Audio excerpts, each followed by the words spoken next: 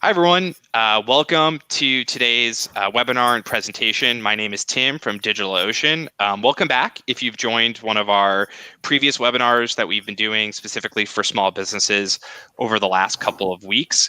If you're new to this, welcome. We're really excited to have you, and we have a great guest today with tons of experience, so we're really excited to have her. Just a couple administrative items. If you've joined in the past, if you're watching on YouTube, you can actually on the right-hand side, you can actually see a chat panel pane, and we encourage you to ask questions throughout. Jody's going to be going through a presentation, but certainly ask questions. Either we'll answer them live if they're relevant, or we'll save them and we'll do a Q&A section afterwards. And if you're on a mobile device, you're going to find that in the bottom half. If you're interested in the slides that Jody is going through today, we're going to share them afterwards. In addition, Jody she'll mention this, but she's promoting a sort of a 45-minute post free consulting session on dealing with COVID-19 and the impact that might be having on your business wherever you are in the globe. So as always, I'll start by saying I hope everyone's safe. I hope everyone's healthy, and we'll get started. So it's my pleasure to introduce Jody Sutter from the Sutter Company. She has years and years and years of experience working with agencies, and she's going to talk today a little bit about some of the challenges of working and running an agency right now.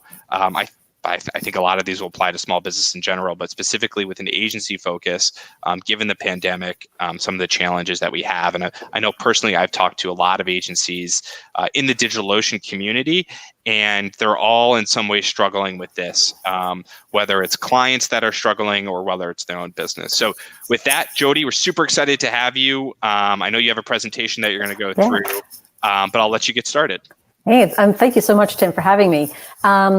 All right, just to make sure that I'm doing this okay, I'm going to, you guys should all see my screen, the title, Yep. Now What, right? You got that? Cool. Got it. Okay. That's the title, Now What, or Agency Business Development During a Pandemic. So if, like Tim was talking about, referred to some of the conversations he's been having with agencies in the last couple of months, we're now about 2 months into this shutdown, this work from home reality that we've been living through. And here's what I see going through. First of all, I feel like it's been this adrenaline fueled rush to take care of the big urgent priorities, the big emergencies. It's probably been a haze of long hours, intense activities, especially for those of you, like some of you are probably maybe really suffering, clients have cut back, but for some of you, you may be working intensely with clients who are selling essential goods and services. So, you know, good for you if you are, but it's not been an easy time.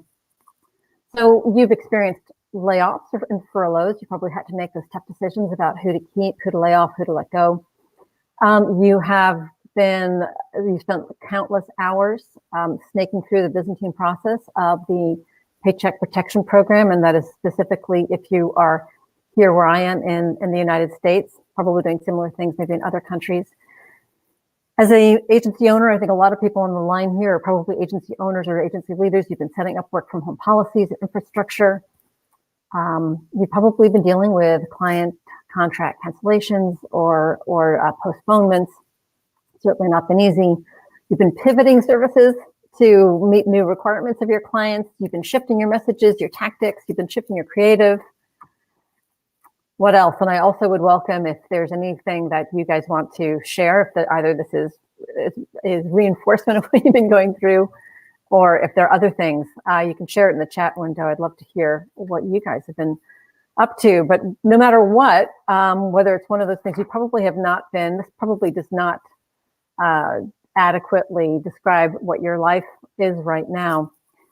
Things are far from normal, whatever that means. I think that I've also grown really weary of that phrase, the new normal. And yet it feels like we've had this really crazy first 6 to 8 weeks. And what I've noticed recently, though, is that starting in the last week or so, there's been less to react to, right? We've had that sort of sense of urgency. Everything is starting to settle a little bit. I don't necessarily mean that things are getting back to what it used to be. It just means that there's that adrenaline-fueled reaction is starting to calm down. So that is leaving us more room for, well, what exactly? And that's what I want to talk about today. I think about the COVID-19 pandemic as this many-legged beast. And with a beast of a lot of legs, it means that it wears a lot of shoes. So I'm waiting for that all those other shoes to drop. So we're sort of settling in now into what we think is this new normal, and yet we're not really sure what's going to happen tomorrow. So I have been scanning my emails and my social media feeds and my Slack channels. I keep waiting to see things to react to.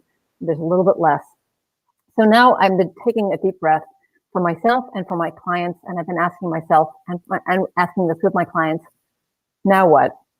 So one way that I deal with complexity is to find a simple framework, often the simpler, the better, to start to sort it all out, to start to put it into a frame of reference that I can deal with. And as we've been moving away from this adrenaline-fueled reaction into more of a moment of reflection, here are the questions that I keep coming back to, as I said, for myself, as well as the questions I am suggesting my clients start thinking about. And they are, what must I do in the short term? What can I prepare for in the midterm? And what do I want to create in the long term?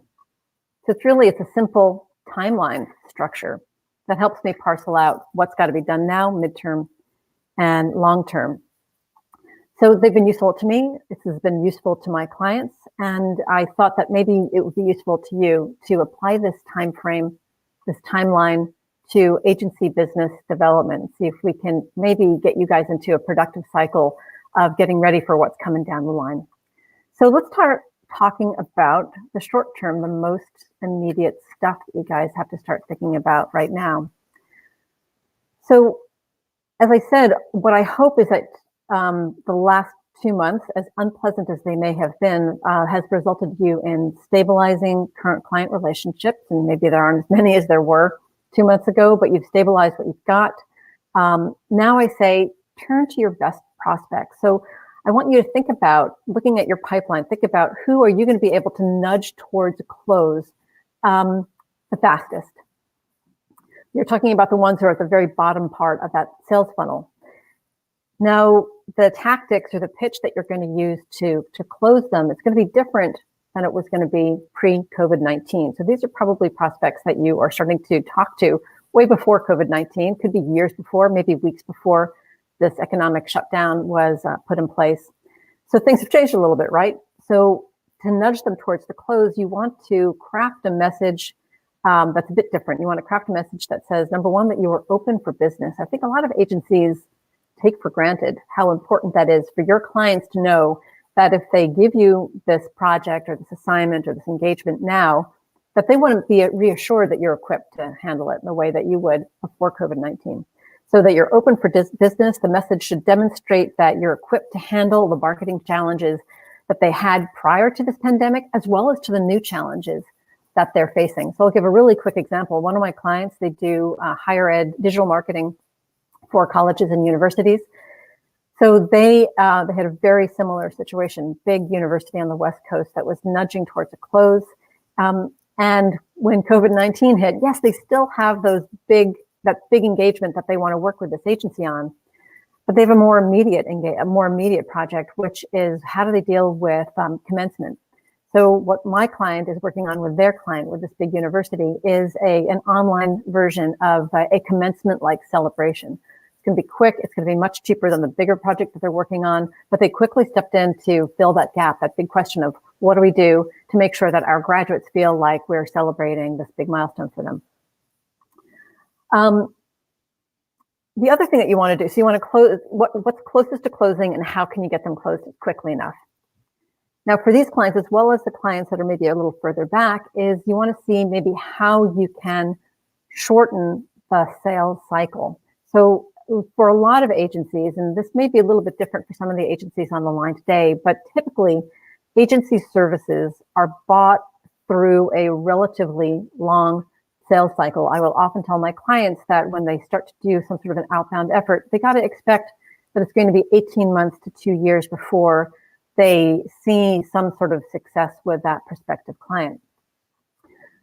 So, but this is a time requiring new rules and new tactics. So we want to see if we can shorten the sales cycle. You can, and here are a couple of ways you can do that. One, can you propose work that's going to result in really quick, necessary wins for your clients? So that example of the online celebration in place of commencement for a big university, that's a great example of really quick work, a quick project that's going to result in a quick win for the client and for you. You want to show flexibility and ingenuity in the way that you package your services. This may mean doing things that you wouldn't normally do. It may mean something as simple as offering a smaller, discrete, paid discovery project or discovery session prior to going into a bigger project. You want to get your client comfortable about buying something discrete, quick, and that's not an enormous investment, but gets them a little further down that road. And then there's also pricing incentives. Sorry about that.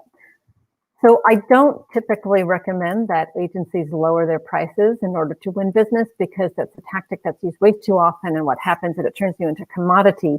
It gets you competing on price, which is a commodity tactic, rather than getting you competing on your value. However, I think in these extraordinary circumstances, there are things you can do around pricing incentives. Not necessarily lowering your prices, but maybe it is adjusting your payment terms. Maybe it is making a competitive price for a client in a category of business that you want to do, and you want to do more in that category of business. So I guess my point is that for these pricing incentives, you always have to make sure, this is the same with any negotiation, that you are getting back as much as you're giving. So that means that the client might be willing to give something more for more generous payment terms. It might be that you're willing to reduce your prices if you can nudge a client to close in a category of business where you want to do, in which you want to do more work. If it means that after this pandemic is over, you can leverage that experience and charge a normal or higher rate to other clients in that category.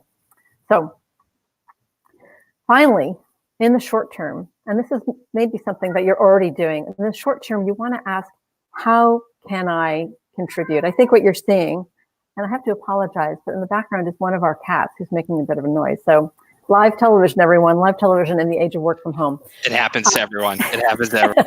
It's a little bit of real life. So you want to ask, how can you contribute? And I wanted to pull together a few examples of agencies that I think are doing it really well. So let's just take a quick trip to a sidebar here. TBWA, big global agency, one of the biggest in the world. This is something that actually their Dubai office is doing, and it's called I think they call it, let me look at my notes, a marketing flash advisor.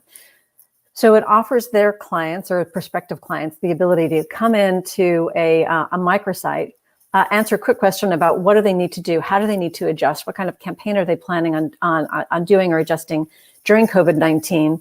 And then it takes them through a series of questions, which models an answer. And here on the last page, they come back with a short recommendation, as well, of course, as an important call to action, which is set up a meeting with us, as well as other downloads. I thought this was a really nice, simple way of offering potential clients quick, easy advice with the invitation to talk more. So it's both contributing information as well as doing a little business development as well.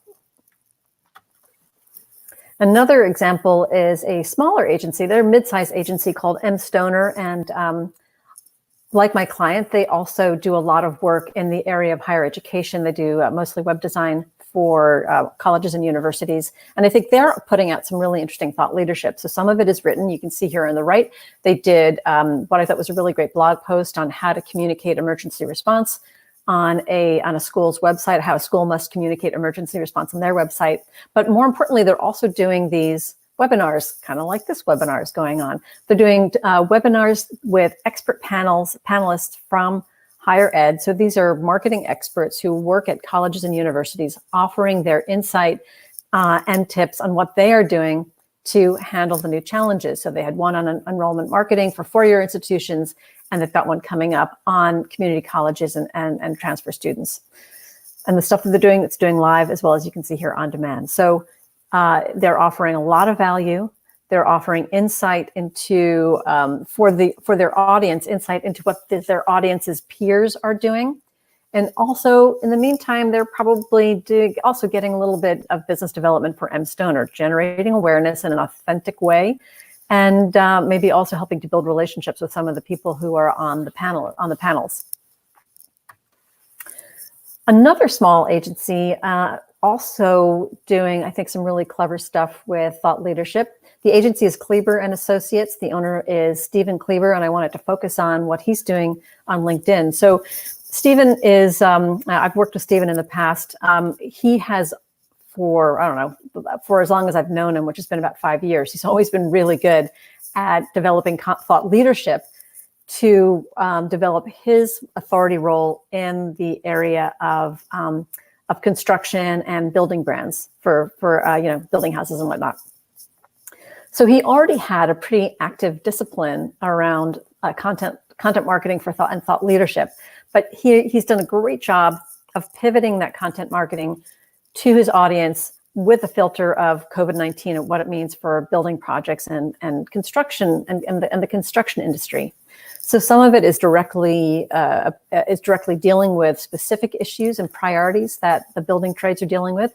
Other posts are about how to adjust their marketing messages to be more relevant and effective in this new environment. What I also like about it is that it's simple and effective. It is not. It's a tactic that doesn't require a lot of extra infrastructure or cost or learning new skills. So he's done a really nice job of pivoting this, and as he says, he's been getting really good response. Then I just want to end with another large agency, which is RGA. So when you go to their homepage, here's what you see. You see a carousel with 7 items that scroll through. And this is just quick screenshots or thumbnails of what you'll find. And you can read them from left to right and then top to bottom. So the first 3 is stuff that RGA is giving to their audience. Number 1, they're promoting a campaign that they did with the Ad Council to celebrate the first responders and frontline workers. So it's promotion, and yet it's also helping to generate community awareness about what these first responders and frontline workers are doing. The second one is a really cool project that they're doing called Merch Aid. So they have chosen small businesses, and for each one of those small businesses, they're doing a custom designed t-shirt and tote bag for sale on the RGA website, all proceeds going to that small business. So giving back to the community. It's all about the community and not really about RGA. Number 3, they're promoting a report that they did on the future of healthcare marketing. They may have been planning to do that anyway. They've done a really nice job of packaging it for the age of COVID-19. By the 4th slide, finally, it's a little bit of 100% pure promotion. They're touting an accolade that they were given by Gartner. Now, if that were the first slide, that wouldn't have gone over very well. But the fact that they've saved it number 4, they've nicely done a great job of inserting some promotion into the other sort of more community-minded messages, more of the giving back. And so it goes back to another promotion of a campaign, but then back into COVID-19 related content and building community goodwill. So you can go see that for yourself on rga.com. But I think that's 4 examples of 4 very different types of agencies and sizes and what they're doing to promote themselves, but also to show how they're helping others during this time. So some inspiration, I hope. So Jody, we got a question as you were going through that. I think one of your examples dealt with email, and someone had said, they tried an email campaign as well, and is a little disappointing. Any advice on what folks can do if they've tried either one of those examples or a type of those examples, and it didn't happen to work out for them? Yeah, so I'm going to be diagnosing this without understanding the specifics of the campaign, but I would guess that maybe things fell short in a few areas. One, my first question would be, how often do you do email campaigns? How used to getting messages from you is your audience? So so is this a common, consistent practice of email marketing that you already have? And if it's not, then again, it's sort of like doing one thing once and expecting to see a big difference. It's something that usually you have to do over time. So the strength of your list, the consistency of your email marketing, I'd want to, before making a really complete diagnosis, to see what the message was that you were sending, what the call to action is. I see that a lot. I see agencies putting a lot of effort into a beautifully put together email piece, and they don't tell their audience what they want them to do, whether that's simply reply, book a call, download a piece of information. So there are a lot of factors that can go into it, and you may want to take a look at that. I think sometimes also with clients, it takes repeated messages. So if you go back to someone like Stephen Kleber at Kleber Associates, he's been posting those things once a week. He's probably combining that with email marketing as well. So see if frequency, consistency, quality of the list, and quality of the message, if you can tweak that, maybe try it again. Okay, great. All right, I'll let you get back into it. Thank you. All right. So let's talk about the midterm. So some of that short-term stuff. Now, as we go into the midterm, I've been thinking about how to adjust and how to transition into this more midterm view. We're in such a bizarre moment, and it's got me thinking about a lot of stuff. But one of the things that's got me thinking about is how difficult it is to sustain that adrenaline-fueled feeling of panic. And I don't want to give it short shrift, because we're all feeling it, and yet it's really physically demanding. It's mentally demanding. It's exhausting, and I think that I think human beings tend to be naturally optimistic. And so I feel like we're starting to seek a certain sense of normality in the midst of all this abnormalness. At some point, it's going to be okay to talk about something other than COVID-19. In fact, the Ad Council in mid-April just came out with a report that showed an uptick in hopefulness among the U.S. population. So just as a point, we can't help but feeling optimism. I think that they were showing 50% uptick in a general sense of hopefulness within us here in the US. So I think once we've processed, I think that the study is even indicative that once we've processed the initial shock and panic, we've assessed the damage, we've braced ourselves for what's coming for the future, but we can also start to open up possibilities for this midterm. How do we run our agencies in the best way possible under these circumstances? Now, the tricky part sometimes is knowing when that moment's going to arrive for you and for your clients, but you should be preparing for that midterm strategy now. So in terms of proactive outreach, so in the short term, you looked at all those clients that were really close to closing and what could you do to push them, to nudge them into a signed contract. So now I want you to turn your attention to the clients in the midpoint of your sales funnel.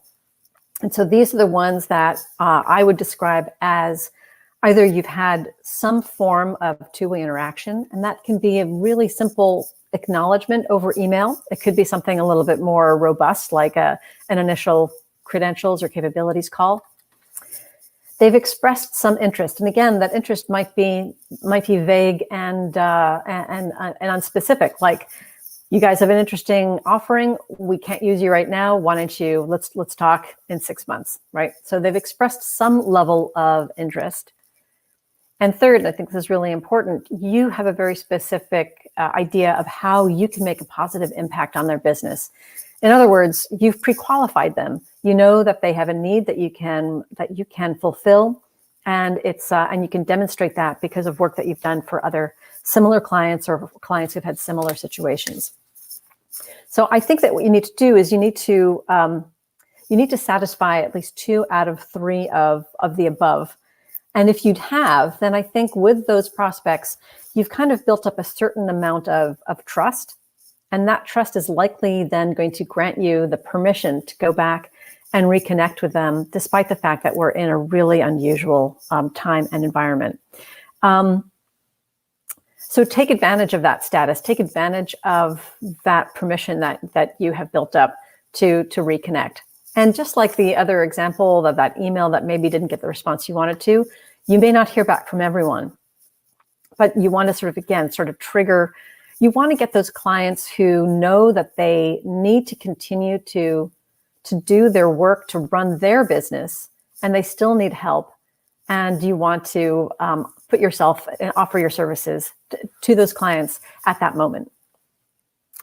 The other thing also I think you can do now is you can start thinking about how you're going to shift your messaging strategy back to normal marketing and thought leadership, TL being thought leadership activities, possibly with some adjustments. So an example might be if you're an agency that does a lot of speaking, a lot of keynote speaking, maybe you've decided that speaking is the primary way that your agency generates leads. Well, obviously, there are not going to be a lot of live events happening in the next 6 to potentially 12 months. They're either going to be canceled, postponed, or they're going to take a different form. So you should ask yourself, how do you need to adjust that speaker strategy? I don't think you need to abandon it completely. I think you still need to leverage your strengths as a speaker. But how do you need to adjust that so that you're still leveraging your strengths, but you're doing it in this new world, in new forms? And usually that's probably going to mean virtual, right? Okay, let's talk about long-term then. So the other thing that you may be experiencing amongst all the crazy panic and reaction is you may be realizing that now that things are kind of a little bit kind of under control, you might have a little bit more time in your schedule. This is time that's probably been unexpected and unasked for. You'd probably prefer to be busy with a full team and a full roster of clients. But the reality is most of us have a little bit more time in our schedule. So what are you going to use? How are you going to use that time to your best advantage? Now, I find it's actually been a particularly difficult time for me as well. So I pride myself on good time management skills, and I work with my clients to help improve their time management skills. But I, quite frankly, had gotten a little addicted to that rush of reacting. The rush of reacting to the news and the urgencies.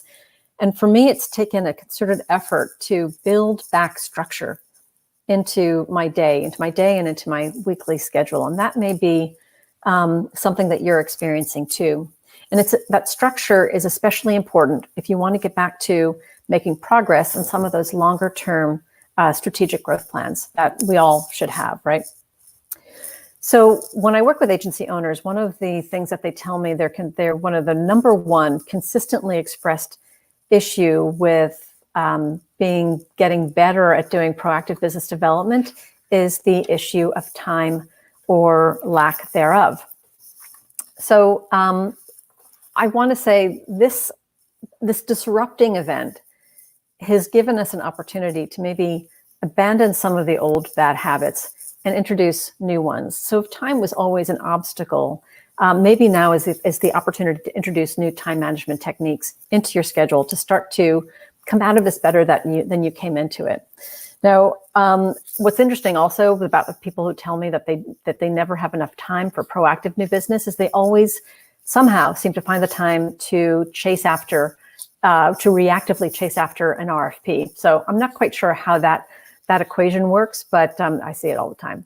So let's talk a little bit about time management techniques and maybe talk to you about how I work with my clients. I have a program called 12-week action intensive sprints for new business mastery in a number of areas, either marketing and positioning or outbound and sales skills or new business systems and processes.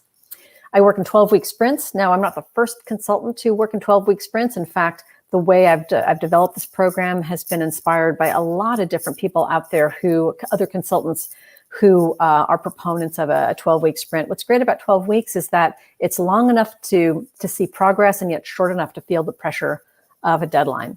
And so what I've done is I've taken what I like the best out of other approaches, which like EOS, the entrepreneurial operating system that works the 90-day milestones. I've taken the best of those aspects and I've applied them to new business. So when I work with my clients on these things, we set milestones at the very beginning to measure progress towards very specific growth initiatives that we're going to see over this 12-week periods.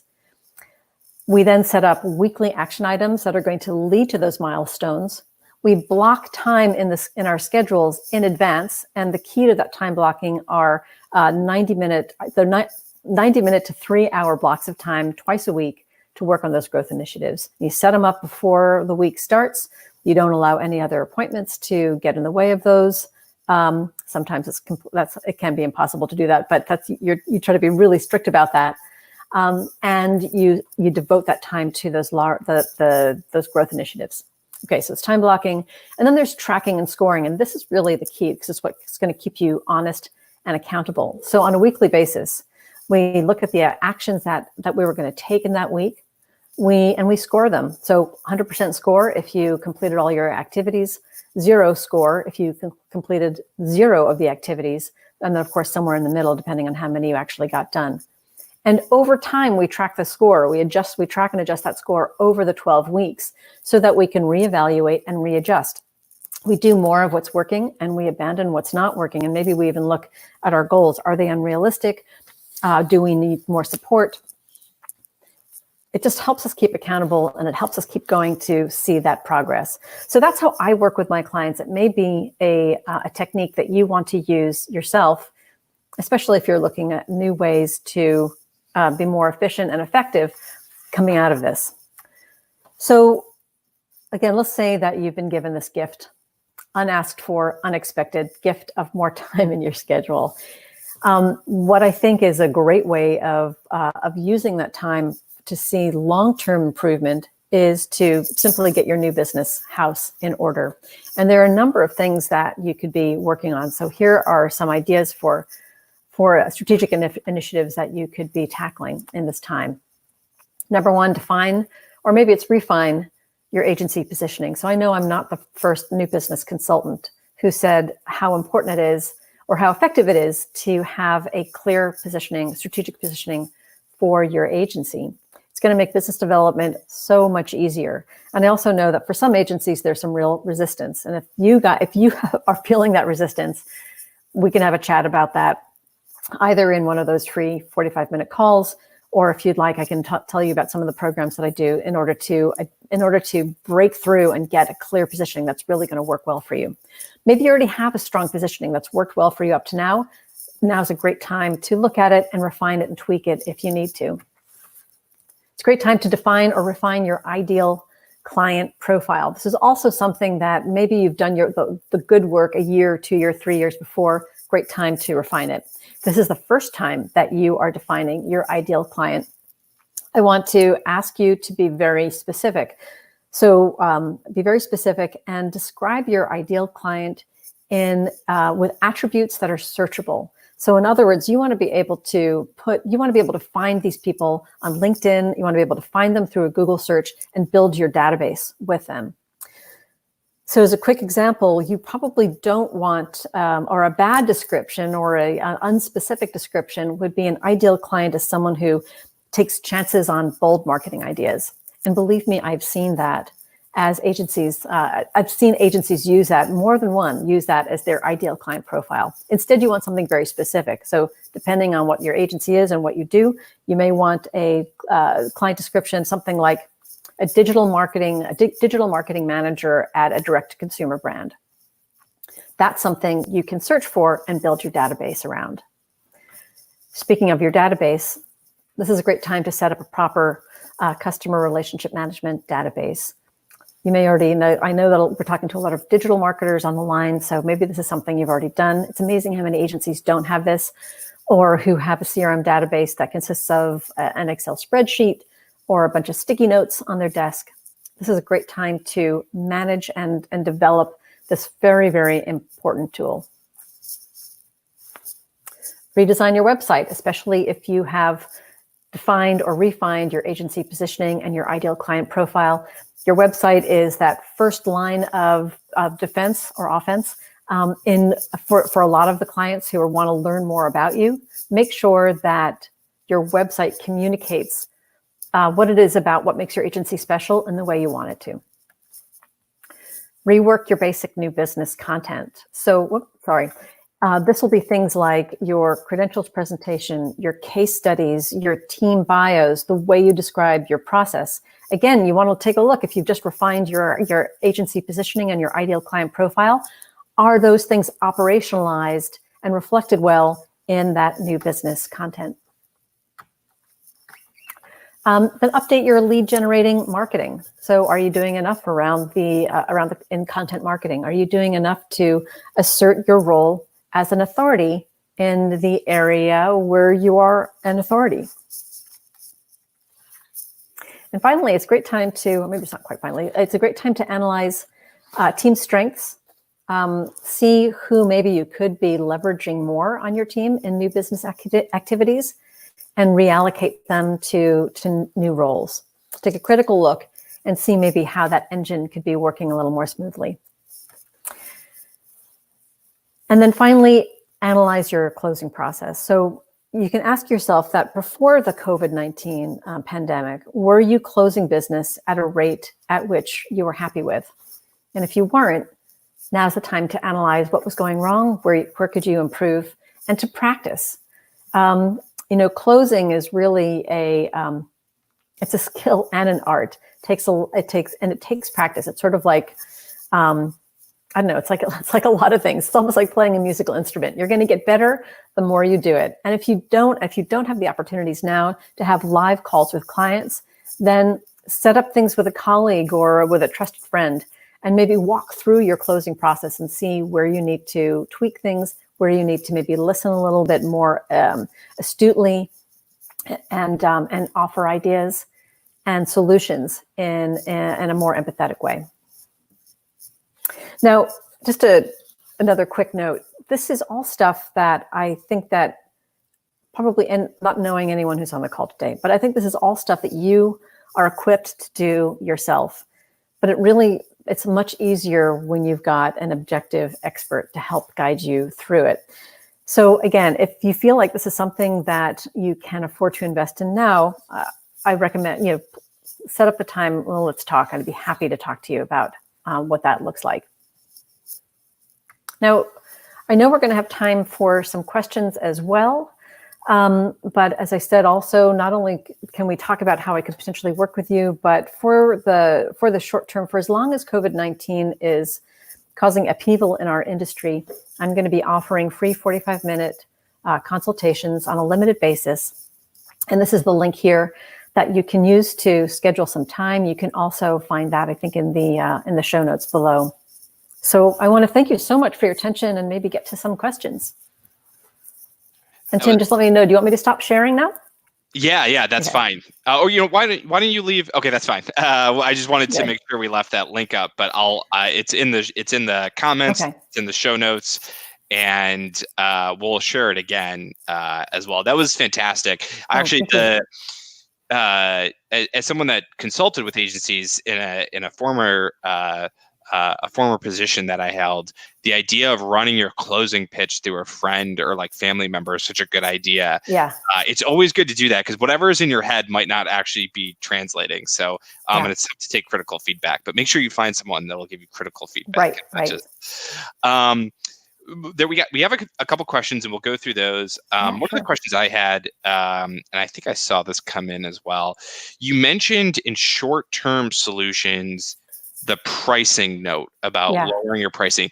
Can you walk through how you should prepare? You mentioned then raising your prices, but like what expectations, what caveats should you set either externally on your website or with folks that are moving through your sales cycle about that process, just so you avoid any issues in the future once you want to raise your prices? So I'm going to take the specific example of if there's a client, like a dream client in a new category that has expressed some interest. Again, I always think that if you're willing to be flexible on your prices, it's got to still be, you got to give to get and get to give, right? So you never want to just say, fine, we're going to lower our prices. Please give us the business. So you want to say, in exchange for these lower prices, this may sort of ruin that client forever. They're going to be used to paying those prices, and you probably have to realize that. But then, are you able to, in exchange, are you going to get a work in your portfolio that you can then leverage for another client in 6 months, 8 months, 9 months time, where then you can go back to charging your standard prices? Or if you are willing to be flexible on your prices, will your client be willing to sign the contract earlier than they normally would? Would they be willing to get started now rather than a month from now if they're willing to, if you were able to be flexible on price, as long as they start the contract now. If they say, that's great, we still want to delay the project for 6 months and have a lower price, no deal. What are some of the other things? Some of the other things too, it would be a lower price for instance, depending on who the client is, going back to trying to build your reputation in a new category. You'd have to have in this case, you'd have to have a client who's going to be really willing to work with you, but you may want to be open and honest with them and say, we want to use you as a way in.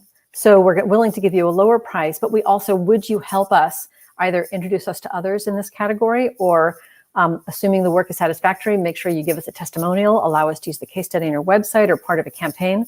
So you're not getting something financial in exchange, but you are getting something of value in exchange. So that might be one approach. Always make sure you're getting something back, whether it's something of internal value to you or whether it's something the client has to give up in exchange for those lower prices. Okay, that's great. Yeah, so there's not one size fit all strategies. It's not just slash your pricing 50%. It's approach with caution, make sure you have a long-term plan, and then maybe use this in certain situations to help get a deal along the finish line, but it's not necessarily something you do across the board. That's right, yeah. Okay. This is actually a question for me. These are rare, but we got a question on, since it's a DO webinar, we had a question on sort of the general feedback and impact on DO with COVID-19. And I'll really quickly plug our DO Hub for Good, which is nice. our response, and I'll post that in the comment panel here, which is our sort of response to our community. I think one of the things with DigitalOcean is we're blessed and very lucky to have hundreds and thousands of customers that range from individual developers to small businesses to startups, all using our product in some way. So we have such a vast and unique set of customers that not all of them are dealing with the crisis in different ways. Some of them are well suited and some of them struggle. I think, Jody, I mentioned this at the beginning. I spend a lot of my time talking to agencies. Some agencies are completely fine. Their staff was already remote. They're doing more work. And then I talked to other agencies that had a lot of restaurants or government employees, and they're really struggling. So I think the DO community is a microcosm of sort of the whole economy and the whole business landscape across the world right now, is that some folks are doing okay and some folks are really struggling. And you never know sort of who's going through that. So I think if you're interested, check out the Hub for Good. Jody, you were about to say something. Well, I was going to say that's another thing, applying to that midterm strategy when you're starting to dip your toes into who you want to call. That's the other thing, is you don't necessarily know which one of your prospective clients is in complete lockdown, shutdown, or if they also need to do the work. And the only way you're really going to know is if you give them a call, send them a note, say, hey, can we help? You have to do it delicately and you have to do it appropriately for the situation. But I agree. It's been one of the most surprising things how it has not. How many agencies are actually kind of busier during this time? Right. Yeah. And I think it's some industries are a little bit luckier than others.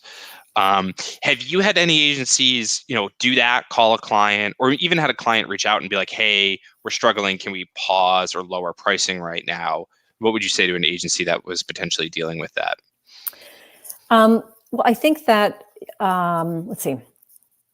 I think ultimately there's probably not a lot that you can do to convince them not to make that decision. Because it's probably, again, depending on who the client is, it's probably a decision that's already been made. Their CEO, leadership, board, whatever has decided, like, we must postpone or cancel or scale back.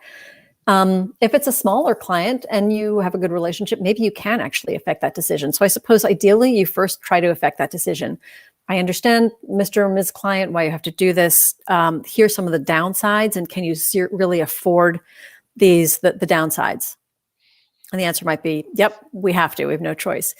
In which case, I think that's when you also want to be really flexible about how you work with them, because I think it's easier to hold on to a client than either replace them or to try to bring that client back online. So that's where things like payment terms or scaled back contracts can really be helpful. It can be tactics just to keep them on your books as a live active client. Yeah, I think that's a good, don't be defeatist about it. Like there are, like don't just give up. There are ways you can convince them, trying to make them think long-term. Makes a lot of sense. So we'll end with this. This was a question that came in. The long-term strategies were incredibly helpful. Is there anything that you think is happening right now, sort of with the way that sort of business is being done, that you think, well, even when things return to normal, you think this changed forever, it won't go back to normal? Is there anything that's sort of on your radar on, oh, I don't think this thing is going to go back to the way it was pre-COVID, pre-pandemic, sort of the shift to online, and a move away from sort of in-person activities? Yeah, that's a really good question. I don't know if I've got a thoroughly thought out answer, but it's going to be one that I ponder more frequently. But to say, I guess, a couple of things. I think it'll be really interesting to see what happens with virtual pitching, with Zoom pitching. So my hunch is that I actually think that everyone's going to be craving personal contact. So I wouldn't be surprised if Zoom pitching is here to stay, but maybe not to the extent that we expect. Although I will say that, one of the things I'm wondering is things like how quickly the airline industry is going to be bouncing back. So we may be ready to go and sit down with a client face-to-face. The client might be ready for that, but we may physically be unable to do so unless we get into our cars and drive across the country, or some other. I guess if it's going to a different country across a body of water, that's going to be harder. What else? I think that remote working is also going to be a huge shift. I don't know if that's how much it's going to affect business development, but I think it's going to create more flexible, efficient agencies in an interesting way. And I also think there's going to be a change in what's important to clients. Unfortunately, I'm not sure what that looks like yet, but I do think that there's going to be a shift in priorities as well. Gotcha. Yeah. And I apologize for putting you on the... Oh, no, it's an interesting thing to on the spot. And I think it's still early, right? It's still tough to make these calls. I think the Zoom pitching is really interesting. I totally agree with you on that. It's very curious to see exactly sort of where that will land, long term. Well, thank you so much, Jody. This was fantastic. I'm going to plug once again. I've worked with Jody in different capacities at different companies, and I know she's fantastic, and she's helped out a lot of agencies that I personally know. So I'll plug again. A free 45-minute consulting session is great. For me, sometimes it's just nice to talk to another person that's not in my household for a little bit. So I'll encourage you all to take Jody up on that. And I shared it again in this session. So hopefully, if you're still in the chat, you sign up for that. So Jody, thank you so much again for doing this. We really, really appreciate it. I really appreciate it too. Thank you so much. And hopefully the next time we do this, it'll be about all sorts of wonderful, fantastic stuff happening post COVID-19. Yeah, maybe we can do business is ramping up. I have too many leads. So how do I handle that? Great. Well, thank you again. Thank you again, Jody. And thanks everyone for attending. We hope you like these sessions. We know they're a little bit new and sort of out of the ordinary for what we typically cover in live presentations. And again, wherever you are, we hope you're staying safe and healthy. Thanks, Jody. And thanks, everyone. We'll see you on the next one. Thanks, guys.